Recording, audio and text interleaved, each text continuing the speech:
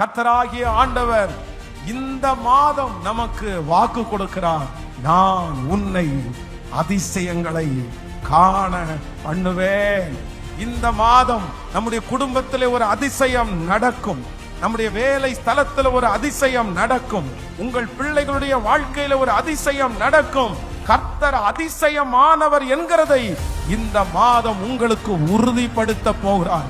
எகிப்து தேசத்திலே அவர்களை புறப்பட்ட அந்த நாளிலே எப்படிப்பட்ட ஒரு அதிசயத்தை செய்தாரோ அந்த அதிசயம் இந்த மாதம் உங்களுக்கு நடக்க போகிறது. ஒன்று, ஆண்டவர் தயவு என்கிற ஒரு அதிசயத்தை கர்த்தர் செய்தார். உங்களுக்கும் எனக்கும் நம்முடைய பிள்ளைகளுக்கும் போய் நிற்கிற எல்லா இடத்திலையும் ஒரு தயவு கிடைக்க போகிறது.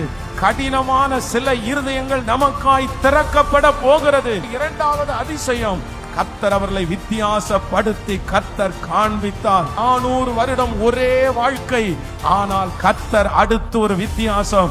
இதுவரையிலும் வாழ்ந்த வாழ்க்கையை தாண்டி ஒரு வித்தியாசத்தை கர்த்தர் தரப்போகிறார். மூன்றாவது, ஆண்டவர் அவர்களை விடுதலை என்கிற ஒரு வித்தியாசத்தை கர்த்தர் அவர்களுக்கு செய்தது போல இத்தனை ஆண்டுகளும் தொடர்ச்சியாய் வந்து கொண்டிருக்கிற அத்தனை சாபங்கள், மரண கண்ணிகள், நஷ்டங்கள், கர்த்தர் விடுதலை என்கிற ஒரு அதிசயத்தை காண பண்ண போகிறார்.